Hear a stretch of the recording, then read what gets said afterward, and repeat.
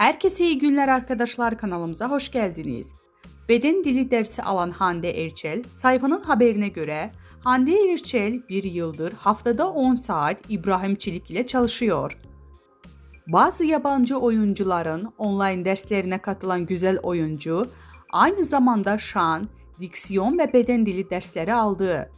Günlerdir izleyicilerinin dilinden düşmeyen Erçel, yapılan yorumlarla ilgili sessiz kalmayı tercih ederken, dün akşam dikkat çeken bir paylaşım yaptı.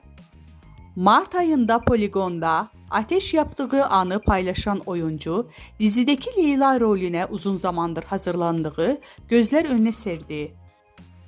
Öte yandan Erçel'e yönetmeni Bergüzar Korel ve Tolga Kareli'den destek mesajları gelmiştir.